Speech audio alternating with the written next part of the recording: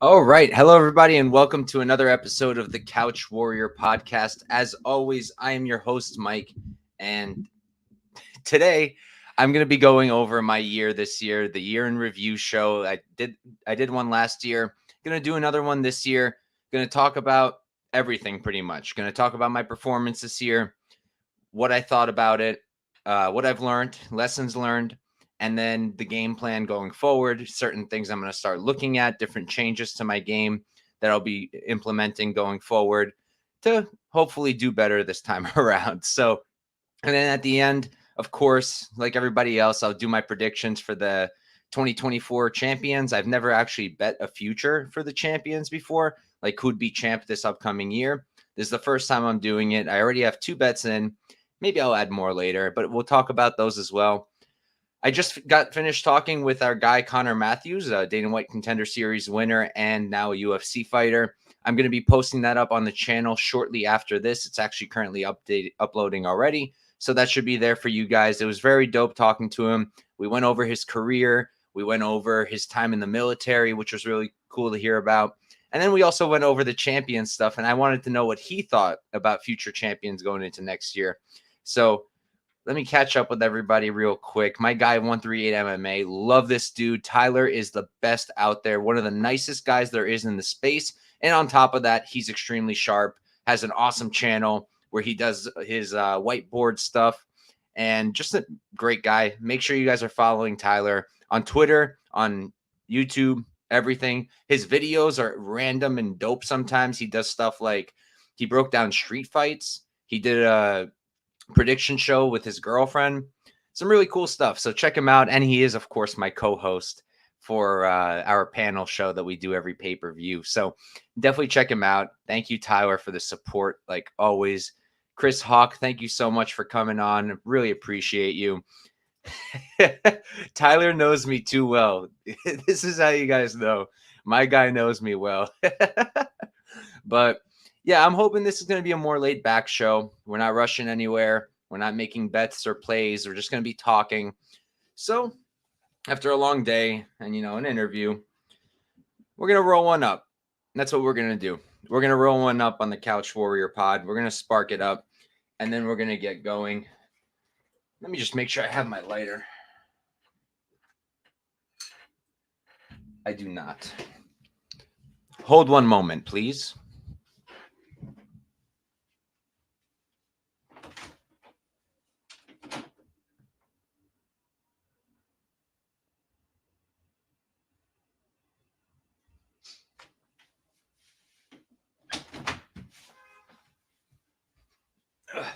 And he's back. Got our lighter. Got my stuff ready. I don't roll. I just fill cones. I'm not a good roller. I've tried. My hand-eye coordination isn't very good, to be completely frank with you guys. But all right. So while I do this, we can get started. We can start talking about it. And I'll start with this. I started first tracking in 2021. I started gambling in 2020. That's when I got into it. COVID, of course. Nothing else to watch. I've been a lifelong MMA fan, but I knew nothing about betting. I had never placed a bet in my life. My brother introduced me to it. We made a full card parlay with Angela Hill closing it off as a plus 350 underdog. And we almost hit, except hit Angie, but she also should have won that fight. And after that, I got into it. So in 2021, that was the first year we tracked. I went up 24 units, 4% ROI. Nothing crazy. But I also had no idea what I was doing. I had no idea. If you go on my stats on BetMMA, we're going to go look later together. But if you go there and you check it out, you'll see there's literally one event. This is years ago, where I actually bet my entire bankroll because I didn't know what else. I didn't know that's like not what you're supposed to do. this has been a learning process for me literally this entire time. Every step of the way, I've learned and learned and learned. And I think it's really important. You got to keep learning. You got to learn from your good years. You have to learn from your bad years.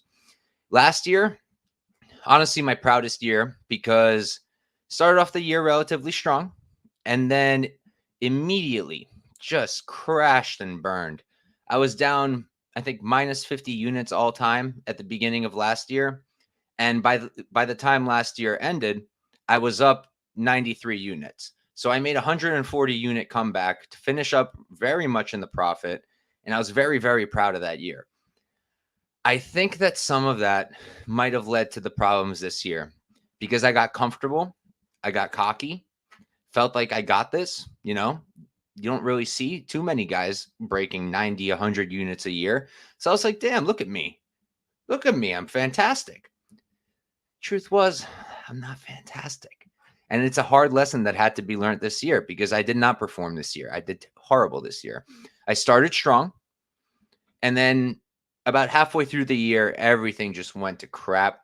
I ended up losing 14 units this year, minus 14 units on the year, minus 1% ROI. Could have been way worse, of course.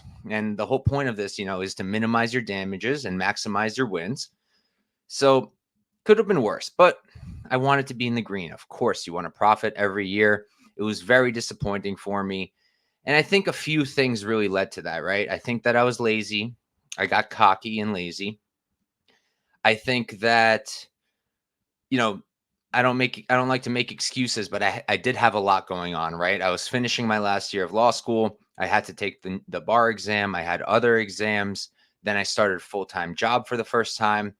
And it's been a lot. It's been a lot to kind of juggle around and just be able to keep up with everything. And my sleep has been horrible, all of this stuff. So this is the kind of stuff that I'm going to be working on, and this kind of stuff I'm going to be talking about on this stream. Try to be really honest, brutally honest, and hopefully we can learn some things. Maybe you guys could learn from my mistakes because that's even better. You don't have to mess up because I already did it. And I really hope that that's kind of what you guys get from this. And you guys could kind of see how important it is to analyze yourself. You can't just look at yourself and be like, I am the best, because you're not. No one's the best. There's always someone better. Always, always, always. So you have to acknowledge that, and you have to work towards it, to be that guy, to be the guy towards the top that few people are better at. So those are just some things to think about. Let me real quick. My guy Benjamin, thank you for tuning in, brother. Says, keep it up, my man. I watch you before every UFC event. Keep doing what you're doing. I really appreciate that. And honestly, anybody watching, anyone who watches my stuff, appreciate you guys a lot. I had a bad year, and it's very easy to just shit on someone who had a bad year, crap on them. And don't get me wrong, I get a lot of haters, probably more than most. Some people love me, some people hate me. But at the end of the day, just got to keep doing it. So honestly, I lost my train of thought there. But all right, so let's move on. Let's go into my lessons learned while I roll up this doobie for myself. Takeaways and thoughts, right? All right, so first one, parlays. Parlays killed me. Now, I've always been very confident in my ability to parlay. When I first started into this whole betting thing in 2020, I didn't know what I was doing. I round robined everything. I knew parlays were risky, so I round robined literally everything. Parlays were my thing, and I did okay. And then the next year, last year, parlays did fantastic for me, really well. This year, brutal. Had I not parlayed anything, I'd be up this year. Had I not parlayed these stupid chalk prices and then threw bombs on them, probably be up this year. Parlays, I mean, obviously they're not the smartest way to bet. There's a reason that books will set limits on money lines, but they won't set those limits on parlays because they understand. They understand that more than likely your parlay is going to lose. So going forward with the parlays, I need to be a lot smarter. It has to be lines where there's value, but at the same time, I feel like they should be destroying their opponent. Let's call it like a squash match, something like that. Those are the things I'll be looking for going forwards in parlays. But the parlays won't be more than 2 legs anymore.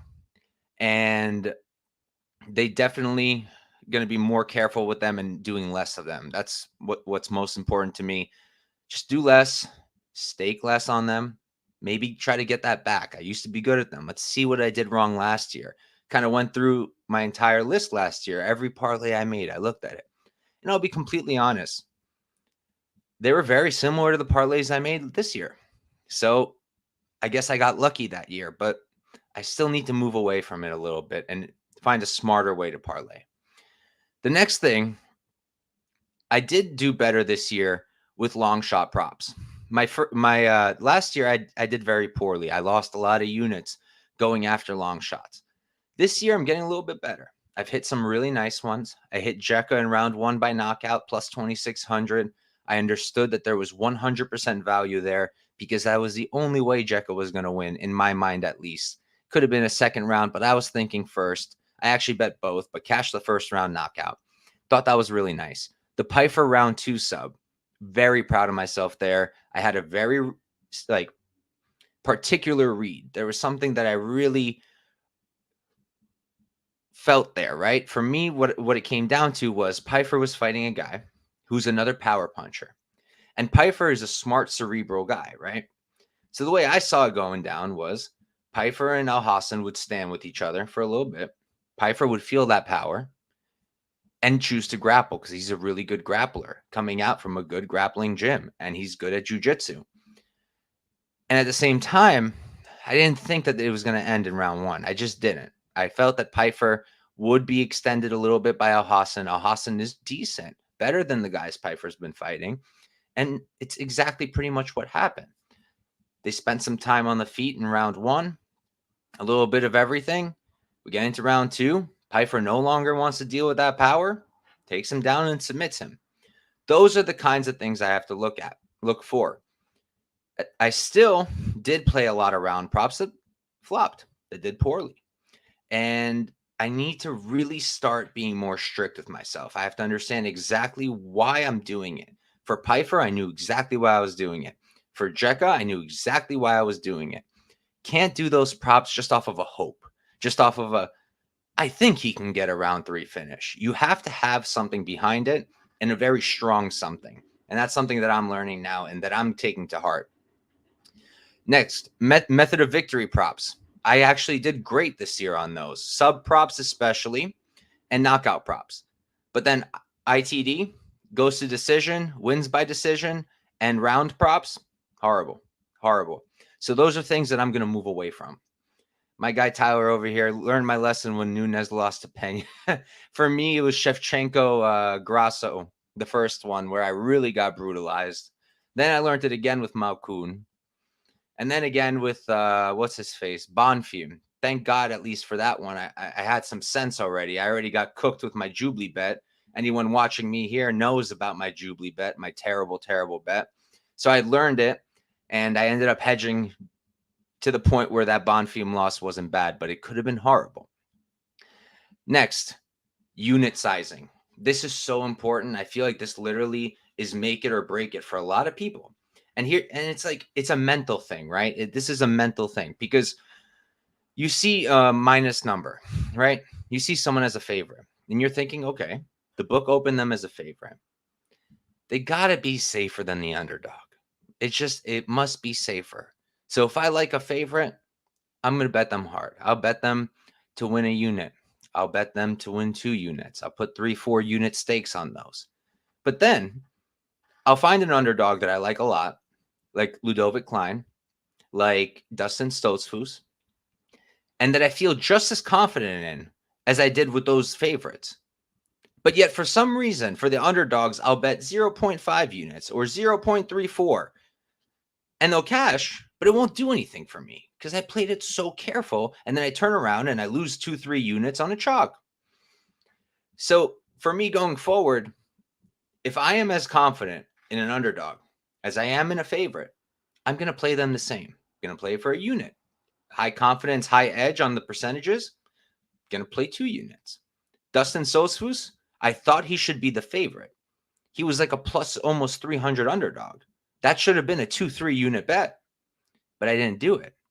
So that's something I think probably one of my most important lessons from this year that I need to go forward And if I'm picking a dog, I need to bet it with the confidence that I feel and not just be like, I'm confident, but everyone else isn't. And there's such a big dog. Let me just play it small. No more of that going forward. We're going to be playing spots aggressively if we like them. We're not going to force. If I am not confident in an underdog winning, but I think they have a chance, I'll keep it small. But if I'm as confident as I would be with a favorite, I'm going to play them just like I would a favorite. And I think that's really important to do going forwards. Next, implied probability, estimated edge. This is stuff I literally had to read books about because you hear these bigger cappers, guys who really know what they're doing, who've been doing this for a minute. Andrew Gambas, Lucrative, these kinds of guys. Liam Picks Fights, all great guys. You should know if you don't, check them out. But implied probability, it's essentially you take the line, whatever it is, minus 200, and you convert it to a percentage. I use calculators online to do that. And then before that, ideally, you do the same thing for what you think of the fight, right? So you go, you watch a fight, you tape a fight, you line the fight in your own mind, turn that into a percentage. So let's say for this upcoming fight for Kattar Aljo, I think that Aljo has this isn't what I think. I'm just giving you an example. Let's say I think he has a 50% chance, right? But they put him as a big dog down towards like 44% chance. That's a spot where you have good estimated value, a high percentage, and a spot you should be playing well. Those are things I'm still trying to learn and familiarize with myself, and it's something I want to keep going with. Real quick, let me catch up with Tyler because this looks interesting. It's funny, we came to the exact opposite conclusion on betting underdogs this year. I think because I'd be on a dog and super high on them, I'd go way too heavy and get burnt when they lost. Yeah, I mean, it's a slippery slope. I think that's the same reason I ended up playing it like that as well. But for me, at least, I can't bet another Dustin Stoltzfus have such a good read, be right, and have 0.34 units on him when I thought he should be the favorite. I had the same confidence in him as I had in my bets that were on favorites. I should have bet him the same. I'm not saying go 5-unit max bet, but I definitely should. For me personally, at least, I think the best strategy is if I feel confident, as if I would be on a favorite, I should play them just like I would play a favorite. But again, we all have different methods and what works for us. I think this is what's going to work for me, but it's an experiment. Not going to know till we try it. Moving on. Spreads. This has been a new thing relatively. They started dropping spread bets, spread props, where you can bet like the plus 3.5. If you know like ball sports, basketball, football, you understand spreads, right? So you can bet plus 3.5 on the underdog. You can bet minus 3.5 on the favorite. I usually do the plus 3.5s. But here's the thing. Usually they're chalk. Because the bookies understand. They understand that you only need one round and to not get finished. So they chalk it up.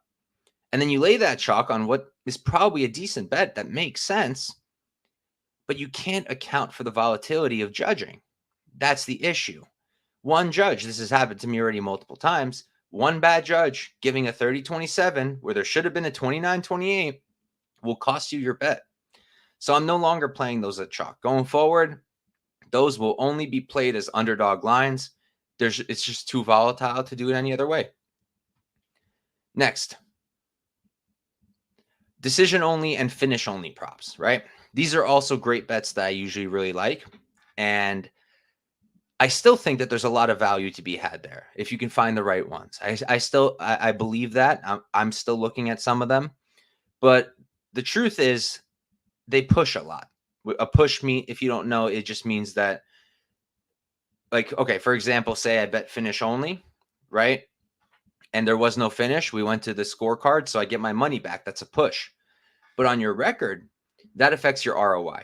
And ROI is important. I know this is an argument people have, ROI versus units. At the end of the day, I think ROI is more important because you can just max bet every single bet with your units, have an incredible plus 300 units on the year, but your ROI could be crap. Could be 2-3% because you're just betting like a lunatic. And it doesn't show anything other than you're irresponsible in your gambling. ROI, it accounts for all that. It doesn't matter what your unit size is. It's just It's your return on your investment. I'm trying to raise that. And by having a lot of pushes on the record, that's going to hurt your ROI. And that's something that I want to increase. So I'm going to be moving away from those bets. Next, this is something I hear a lot. People are like, stop overthinking it. Stop retaping it. You're just going to overthink it and then you're going to get yourself off a winning bet. I personally, I think that's a stupid thing to say. I think it's a stupid thing to say. We are not perfect human beings. We're not the same each day. One day I'm going to be sharper because I got better sleep. I got to eat better. I got to do everything I needed to do. Other days I'm not going to be as sharp. I'm going to be tired, but I still have to do the tape. So if I do the tape, I find something I like, but if I recognize maybe I need to look back at this. Maybe I'm a little bit too tired. Maybe I'm a little bit too hungry. Maybe I'm just not there today, not in the mood.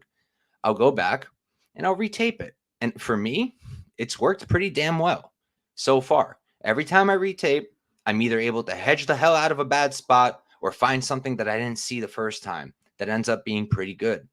Guys, if you could in the comments, let me know if I look okay with in terms of like Wi-Fi.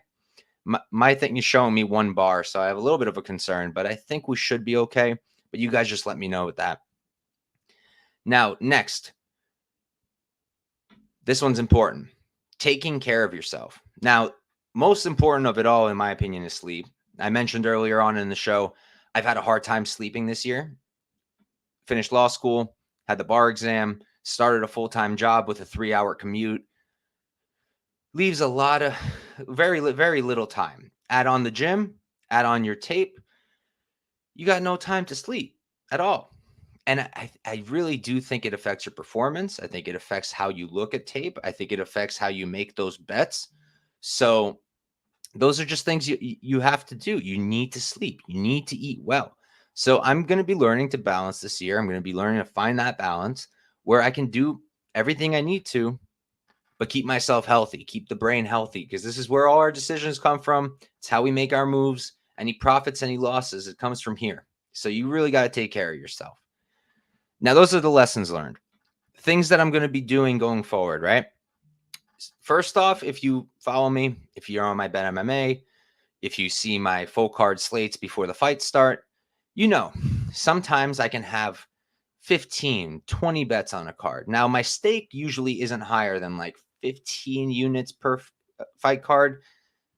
It's pretty high still, but way too many spots. Going forward, I'm going to be looking to have maximum 10 bets on a card. Ideally, 5 to 6. That would be nice. 5, 6 bets a card that I am confident in. I feel good about. I'm not forcing. I think that's the way to do it going forward for myself. Next thing, no more chinny fighters. And this lesson came to me when, I've learned this lesson already multiple times with Phil Hawes, but I was reminded of it when they announced Phil Hawes and Bruno Ferreira, right? In my mind, and I think I'm correct about this, just technique-wise, skill-wise, skill set-wise, everything, I think Phil Hawes is leagues better than Bruno Ferreira. Leagues. I think that if he didn't have a chin problem, he should be a minus 300 in that fight. Easily. The problem is, you bet on a guy like that. You're happy about the bet. You got him at a good price in your mind. They're winning the fight. And they get chinned and it's over and you lost your bet. And it's something that you could have predicted, that you knew, but you kind of just put it to the side. So for myself, no more of that, unfortunately. And my brain is still screaming, Mike Phil Hawes is plus 110 to Bruno Ferreira. You should probably bet it. And I'm telling myself I can't. I just can't. Now, if the line gets really outrageous, plus 200, then we might be talking. But at a close line like this, not a risk I'm willing to take anymore. And I used to all the time, but I'm just not going to anymore. Here's one that I really like. And then I noticed, and I didn't bet both spots that I thought about this in the last card, but I'll talk about it. They both hit. I just didn't bet them. If I can name 2 or more ways that a fight's going to end, and the under is that plus money, you play that damn under. And I made such an error not doing that. Josh Emmett, Bryce Mitchell. I really felt that either way. I thought that Mitchell can sub him. I thought that Emmett could knock him out. And I didn't bet it. It was plus money. Everyone was on the over. I didn't bet the under just because I was chickening out. But that was a good spot. And then there was another one on that card. I'm trying to remember off the top of my head. Kelleher Garbrandt. Again, the under was plus money. I really felt that both guys could find a finish. There was a finish, but I didn't bet it. So going forward, that's going to be an auto bet for me, right? If I'm taping a fight, I see the under is plus money, and I can name 2, 3, maybe 4 ways this fight's ending under. I'm going to be betting those, just doing it. I think that it's a good strategy. It's something I'm going to try out, and it's something that makes a lot of sense to me. Parlays, we already spoke about that. Limit to 2 legs. Look for real value in terms of squash matches, lines being off, that kind of thing. Here's another important one for me. No more chalked totals. No more heavy favorite odds totals. Why? Because even if they make a ton of sense, even if they make all the sense, right? They can still flop. MMA is so volatile. Things you don't expect to happen will happen. Drakkar Klose Selecki. I played a super chalked over. Why? I really felt that with the grappling and the stylistic matchups and Drakkar Klose not really being this guy who's running out there knocking guys out in one punch, felt that we're going to go over. And what happens? A damn slam. You know? And then I played the same thing with, I did it with Tyra in that fight. Also lost it. I played the over 1.5 with Elliott and Sumaderji. Lost that one too. They're just too volatile. That's just the issue to be laying chalk on totals like that because MMA is so volatile. So going forward, I'm not playing chalk totals. They got to be close to evens or underdog money, something like that. Nothing chalked, not for totals. If people will get a kick out of this one, never bet heavily on untested fighters. How did I learn this lesson? If you follow me, you know. Anshul Jubli. And that's all I could say, man. I got so overexcited about the fact that I think Jubli will smoke Breeden that I bet 7 damn units on a guy who had 1 UFC fight against low competition and who had cardio concerns. And I essentially ignored the cardio concerns. I was right about the skill level, but at the end of the day, he was untested. And the second Breeden starts barking at the guy, he just dies. Can't do that. You can't trust those guys. And it was such a stupid mistake that I knew better than, but it's one that I'm definitely not going to repeat again. Let's see. Long shots, limiting those to 1 or 2 a card. I won't feel bad if I don't have any, but sometimes, like I said, with the Jekka, with the Joe Pyfer sub, there can be spots I will still want to add. Max bets. That's the next one. My max bet used to be 10 units. I don't care how confident you are. Putting 10% of your bankroll on one fight, on one outcome, is a terrible, horrible idea. So bet nothing more than 5 units for a max bet. That's it. I don't care how much I love it. You just don't stake 10% of your bankroll on one spot. It's just a stupid thing to do. Let's see. Next. I already talked about the underdog stuff, playing them if I'm as confident as a favorite, playing them as if I was playing a favorite. What's up, Glimbot? Thank you for tuning in, brother. I appreciate you always. Next, filtering out the noise and finding a smaller circle. All right. Hang around on Twitter, especially when you're trying to grow your page. You see a lot of stuff. And the more you do this, the more shows you do with people, you talk to more people, you're in more Discords, you're in more chats. And there's so much noise, and it's so easy to see people saying something and then be like, man, I disagree, but am I wrong? You have to cut that out. You have to cut out the noise. And you have to find the people that when you tell them something, when you tell them a bet, what you're thinking, they don't just say, oh, okay, or oh, that's a good bet, or that's a bad bet. Nah, you need somebody who's going to look at you and be like, why? Why did you bet that? And then if you say something like, I like his wrestling, you need someone who's going to say, but it's not good. Because that's going to make you go back and look at it with fresh eyes and maybe fix something, avoid a bad bet. For me, it's been Big Steve MMA, Big Brain Podcast. Make sure you guys check him out. He's a funny dude. He loves to roast me. It's his favorite pastime. He's so sarcastic. I can't tell when he's saying something truthfully or just joking around. But at the end of the day, he's sharp. He's a professional.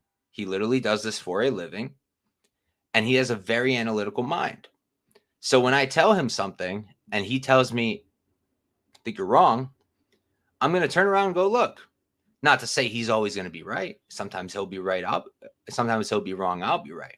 But it's not about that. It's about them making you rethink things, look back at things. But you don't want that coming from the entire Twitter. That's why I said you got to lower your circle, make it smaller. So that's something I'm definitely doing going forward. Sleep, eating better. I already spoke about that. And the last one for me, this is pretty significant because I have to stop letting haters get to me. My entire life, and like I've tried to grow from this, but it honestly hasn't changed much. I really like when people like me. I want people to like me. I don't like when people don't like me. I want everyone to be like, yeah, that's the guy. But that's not how life works, unfortunately. Some people in life are going to love you, and some people in life are just going to dislike you or hate you. And it's just the way it is. It can't be any other way. Not everybody is always loved.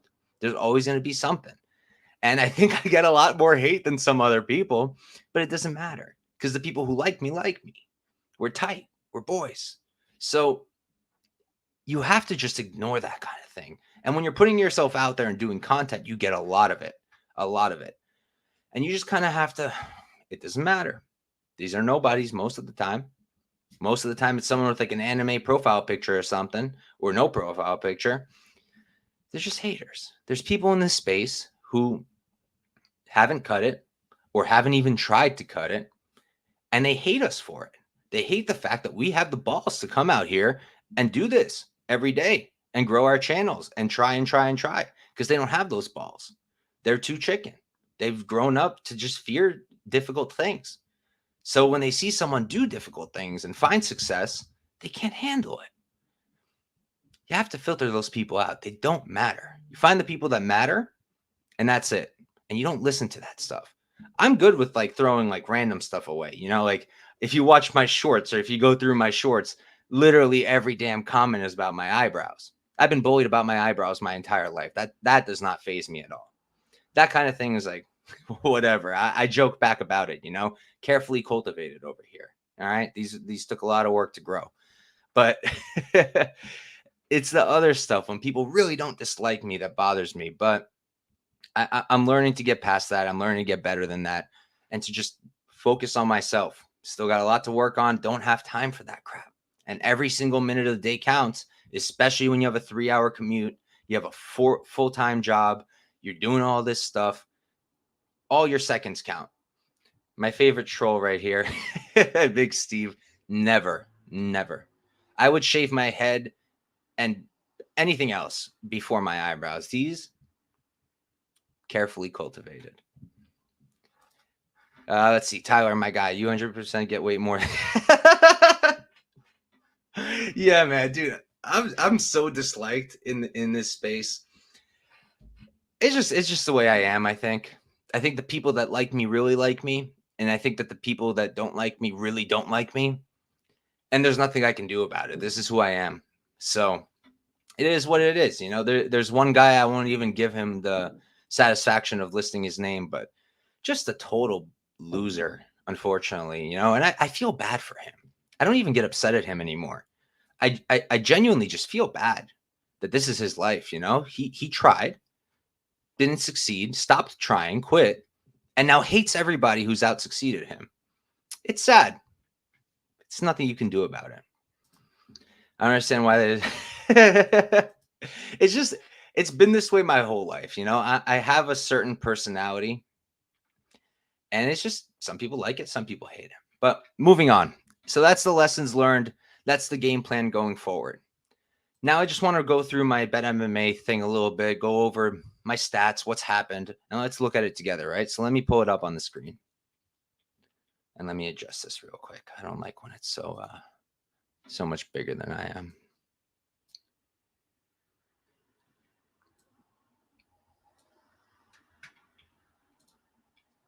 Okay.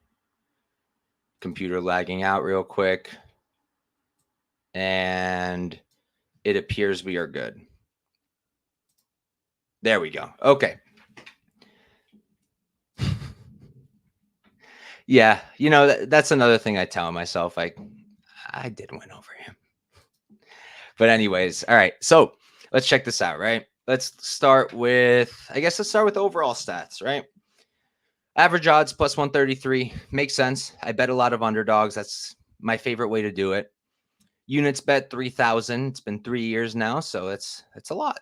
That's a lot. I'm a high volume better. That's something I've learned about myself. I'm definitely a high volume better. I'm trying to lower the volume, but this is something that has worked for me long term. Don't think the volume is going to drop too much in like total, but I am going to be betting less per card. Average bet, pretty small, 0.81 units. I try to keep it safe. Unit profit, 104, long time profitable, over 3 years. Proud of that. But gotta keep away years like this year. Let's see. ROI, abysmal ROI. 3%, you can just put your money in a savings. Like, I need to do better than that. That is not good. Not a good number. Really need to improve this year. I would love something like a 10% ROI. That's my goal. So really going to try for that. Now let's see. Straight fight picks, 5% ROI. Still want to get it better. Props, 3% ROI. It was higher, and I started just hitting too many of those long shots, and they will slowly drain that return on investment number over and over. And then this guy, parlays. Again, starting this year, this was a much higher number, but I've been tanking every damn parlay because I'm just doing them lazy, I think. I'm just looking at the heavy favorites, I'm like, oh, they're good, and just throwing them all together. And it's not a good game plan. Moving on to straight pick stats. We've got big favorites, as you could have guessed, not profitable for me. Minus 1% ROI. Just not good at them. Something I need to improve on. Something I need to work on. I don't want to leave that number there. Something I got to work on. Pick my favorite spots much more carefully. Stop betting guys like Jubilee. Stop betting guys like Gabriel Bonfim. Have to think about it more. Slight favorites, 4%. Okay. Slight underdogs, 5%. Okay. Both numbers I want to improve. This is my favorite number, most proud of. 26% on the big underdogs. I think under their terms, that's like plus 200 or plus 250 and above.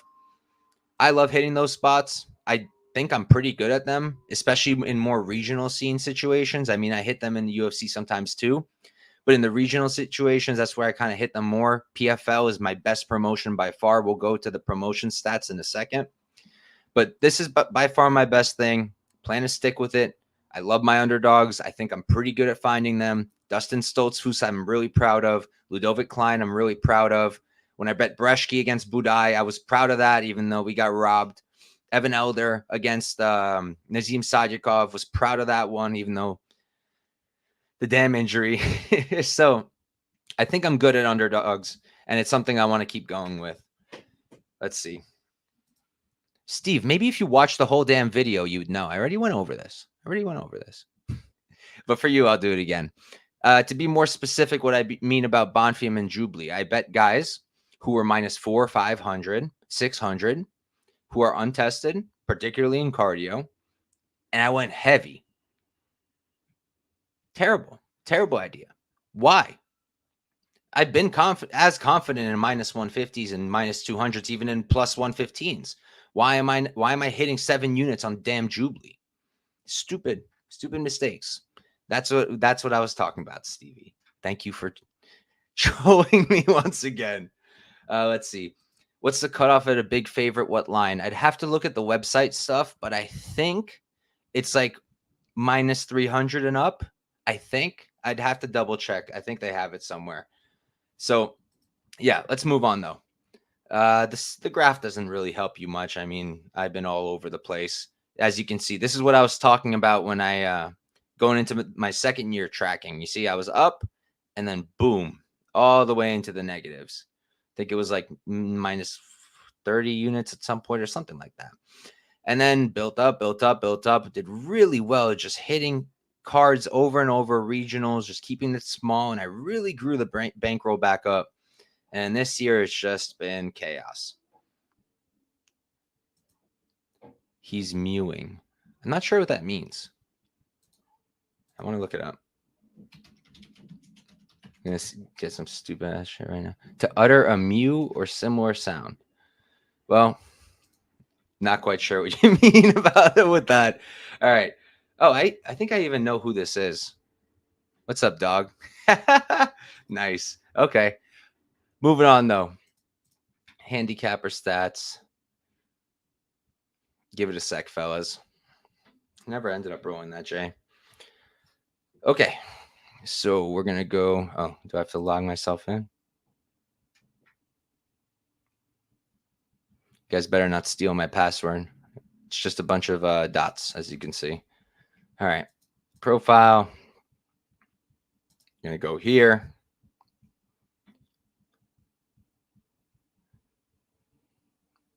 Any day now. All right. Let's go down, down, down, down, down, down, down, down, down, down, down. Okay. Winning events, 188, 49%. Losing events, 51%. This is a recent flip, which I'm pretty disappointed about, not going to lie. This is what I was talking about earlier on the show. This has been a learning experience for me. You see this? I once staked almost my entire bankroll on one card. I did. And it's something I have to live with, you know. I'm not going to erase my whole page to get rid of that. It's something I did. It's something I've learned from, never did again. But it's there. Lessons have to be learned every year. Best event, 28 units. Worst event, 22 units.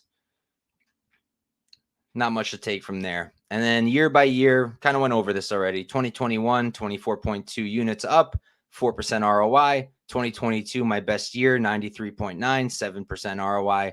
And then this year, just in the pooper. Organization-wise, Bellator, this is a recent comeback. This used to be deep in the reds. I'm getting a little bit better, but now Bellator's gone. Not sure if the whole betting situation with it will change now that it's a part of PFL, but we're going to have to see. And then this is what I'm proud of, though. PFL. That's my spot. Those are my guys. I've done media for them. Love their promotion, and I feel like there's the best dog spots there. I really do. The lines sometimes are just not good, and you can really take advantage. And yeah, there's really not much more to go over here. Weight classes. Oh, where's the dude? Look how bad I am at main events, guys. Look how horrible I am at main events. This is something I want to look at and figure out why. Why am I so bad at them? And I noticed it towards the end of this year. I was just flopping on every damn main event. I just couldn't get them right. Minus 25% ROI on the main events. Something there. There's something there that I'm messing up. And I can't tell you what it is just yet. It's something I still have to look into myself and figure it out for myself. Weight classes, I don't know how relevant this is. I guess to an extent, you can look at why am I doing worse at light welterweight, for example, than middleweight, stuff like that.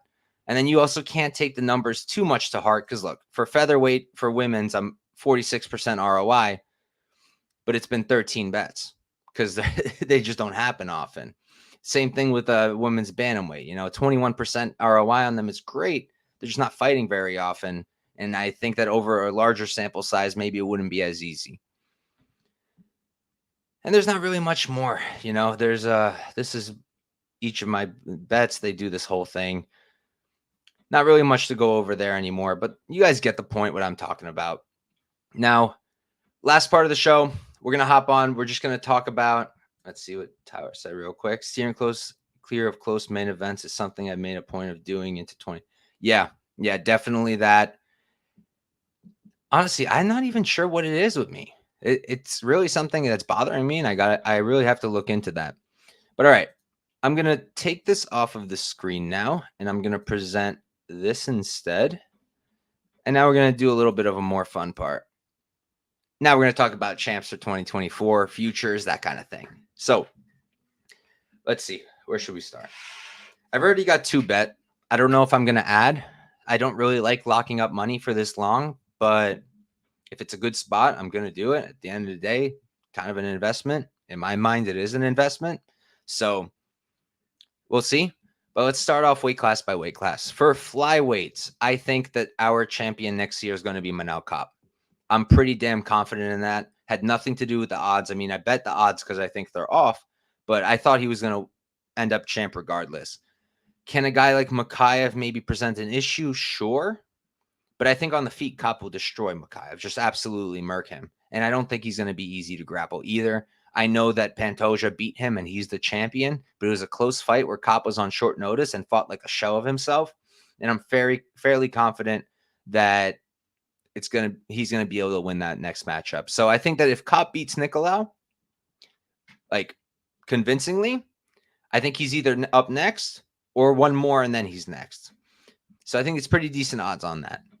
For bantamweight, I'm going to be predicting Umar Nurmagomedov. If I knew that he was going to be fighting often, I'd hammer this. Not that you can, the limits are crap, but I do everything I could to hammer it. I think I got plus 700 on Bet Online with a $100 limit. So I think that's a great line. I think that if he fights, he's going to smoke everybody. I really do. I think maybe Sandhagen can be interesting, but I still think Umar smokes him. Maybe not smokes him, but beats him. And I think he definitely beats O'Malley. I think the only other guy I could see being champ and maybe competing with Umar is Merab. I do think Merab will hold the strap or at least get damn close against a guy like Umar. If it's Merab O'Malley, I think Merab's going to take that belt. The question is, does he finish 24 with it? I think he doesn't, but he's my second choice. Featherweight, this one's tough, man. Volk's the GOAT. He's so good, and it's hard seeing anybody beat him.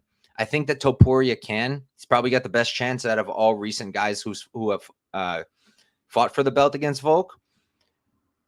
But at the same time, I still think that Volk might just be a little bit better pretty much everywhere. Maybe not like straight grappling. Topuria will probably be better there. But I think that Volk is he's too well-rounded, too good. He's going to be hard to displace. I'm going to pick Topuria to end the year champ. I'm worried about Volk's chin. I'm worried about the age. And Topuria is just a stud. So we're going to ride with him. Lightweight, I don't think anyone's displacing Islam. I don't. I love Arman, arguably more than I like Islam. And he might be his best shot at beating Islam. But even then, I don't know. Islam's he's that good. This is a good call, honestly, for featherweight. Evloev. But the truth is, I think that Topuria beats Evloev, at least me personally. But I can see an argument that way. I wonder what the odds are. Welterweight, Leon Edwards. I think we all kind of agree here. I have a hard time seeing anybody beat Shavkat. I kind of want to see Shavkat fight Usman. I think that would be cool. And like Usman in his prime, that could have been a challenge. At this point, I don't see much of a challenge left for Shavkat. I really don't. I think he's that special, and I think he's going to grab that belt, and he's not going to let go for a very long time. Next up, middleweight. Sean Strickland is the champ. This is a tough weight class for me to predict. I kind of feel like Khamzat's going to do it. The UFC is still trying to set him up. They're going to do everything they can for it to be a favorable matchup for the belt. And I just think sooner or later he's going to get that belt. He could have some really hard fights lined up for him. Whitaker will be hard. I think Cannonier will be hard. I think that Dricus, I don't know. I think that Izzy won't be hard for him, but Strickland could be. Depends on just how good his grappling defense is, and we haven't seen it tested too much recently. But I think I'm going to pick Khamzat to end the year as champ. We'll see if it happens. I wouldn't really bet on it just because I don't know how confident I am on that. But I think if he's fighting, he's gonna win the strap in that weight class next year. Light heavyweight for me is easy. Hill's going to take the belt back. Anybody who's in my circle knows I'm starting to lose my mind with this just absolute I don't want to say things too people are just deriding this guy to the moon. Pereira. All of a sudden, Pereira can beat Prime Cormier. He can beat Ngannou. He can beat Aspinall. I mean, what the hell is going on here? Let's be real here. I want to see Alex Pereira go fight Aspinall. I do, because Aspinall will destroy him. He will beat his ass pillar to post until he finishes him. It's so outrageous, but that's for a different day. I think Hill will be champ. I think Hill's going to come back. I think he's going to beat Pereira, and I think he's going to get his belt back. Not sold on Ankalaev becoming champ, to be completely honest. Maybe that's a hard fight for Hill if they make that next year, but I think Hill's going to be all right. Heavyweight, this one's kind of easy for me because we know Jones is gone. Like after the Stipe fight. I don't know why people are even betting Jones to still be champ when we're being told this is his legacy fight. He's literally sitting out. Well, now he's injured, but he wanted only Stipe. Stipe's sitting out waiting for him. Jones has said multiple times that this is only going to be a short, brief stint, few fights, and he's done. People are still betting him for some reason. I think Aspinall is going to get the strap, the real strap, not the interim. However that happens, whether him and Jones fight, that would be awesome. I don't think it will. Or Jones drops the belt, just leaves. I think Aspinall is going to remain champ. We look through this list. Gane's not beating Aspinall. Pavlovich rematch maybe, but I doubt it. Stipe, he's going to retire too. I don't think Blades beats Aspinall in a rematch personally. I love Volkov, one of my favorite heavyweights. Don't see it for him. Almeida, I don't see it for him. I don't think so. I think it's going to be Aspinall who's champ. For the women, women's strawweight, I'm going to be picking Suarez. I just still think that even for these two, not Esparza, but Weili and Yan Jianan, they still have grappling holes, if you ask me. And a woman like Suarez is just going to mess them up, in my opinion. At least I think she'll mess up Yan Jianan. Weili will be harder, but I think she can beat her too. Flyweight, I'm picking Manon. I know a lot of people like Blanchfield because she's a very good wrestler. She's very young, very, very highly touted prospect. But I feel like Manon's a little underrated. She's really good. She's a much better striker. She's got good takedown defense. Maybe hasn't been tested against a woman like Blanchfield, but I think she can stuff those takedowns, outwork her at range. And I think Manon will be champ in flyweight. For bantamweight, I'm laughing that they completely took it off. Oh, no, here it is, actually. For this one, I'll be honest with you. I don't think it's going to be any of these women. I think it's going to be Shevchenko. I think Shev will go up. I think she's going to understand. And I see her beating all of them. So I think that Shev will come up to bantamweight, and I think she's going to close the year champ there. And that's what I think. Real quick, love the confidence on Jamal Hill. He's 100% going to be champ again. Yeah, I'm fairly confident that he will be. Pereira can left hook and leg kick all he wants. It's only going to get him so far. I think that Hill is going to secure that belt back. But all right, guys, that's it. Didn't think we'd go 52 minutes. Thought I'd be smoking during it. Got a little overexcited, so didn't end up doing that. But thank you guys for tuning in. I hope that everything I've said could at least help you a little bit. If not, hopefully I provided some form of entertainment. And yeah, thank you guys all for tuning in. Oh, the 2 futures bets I did place already. Let me talk about those. Cop, I played him. I don't remember the number off the top of my head. I think it was plus 1,200, but I don't remember exactly. I put a unit on it, $100. And then I bet Umar at plus 700, also same thing, 1 unit. And that's all I got for futures for now, but maybe I'll check out a little bit more on this week. Big Steve, talk about my camera setup. Okay, does it look that good? I switched to a DSLR. That's really the game changer. You know, webcams can only be as good as they like. There's a limit to webcams. I have like one of the most expensive ones. I dropped like $300 on it. And it's like only slightly better than my Logitech that was like $40, $50, something like that. Just wasn't a major improvement. You set up that DSLR though, major game changer. This stuff is nice. If you don't know what a DSLR is, it's just like those big chunky cameras you see like the photographers with. It's those with like the lens and everything. They're a bit of a pain to set up with the computer. You really have to do your research. Wires, there's like some connecting stuff that I don't even know the names of. I just do it. Dummy batteries I had to learn about. Stuff you have to research. But if you do content and eventually you got some money saved up and you want to upgrade it a little bit, I think a DSLR is the best way to do it. Whether you can set it up on a Mac, I don't know. I use a desktop. I bought myself a pretty diesel desktop so I can keep doing this at a higher level. And it's easy with Microsoft, but I think you should be good. It totally depends on the camera, right? I have Canon and they have like a software to do this with. I don't know if it's good with Mac or not, but I think it really depends on what camera you're using. And if you have the bread, if you can shell out 400, 500, 600 on a camera to do it with, it's a major game changer for sure. Cause it's a huge difference in quality, just huge. So yeah, that's it guys. Thank you all for tuning in. Make sure you check out the interview with Connor Matthews that I'm dropping literally after this. It's already taped. We did it before this show and I'm going to put it up on the channel. Check it out. He's a very dope guy. And we also did our own predictions for the next year. So check it out. Thank you guys all once again. Will you get more stuff from me this year? Let me think real quick. Yes, I want to do a UFC 300 card, like a little video where I build over the card and whatnot, talk about the fights with you guys. And if I have time, I would love to do a Rizin video, maybe Saturday, but I don't know if I'll have the time. I think Rizin's on Sunday. I have to double check, but if I had the time, that's something I kind of want to do, but we'll see if I'm actually able to. So thank you guys once again. Peace out and good luck with any bets you got. We have Octagon and we have Rizin this weekend. So good luck if you're betting those. If not, have a good one.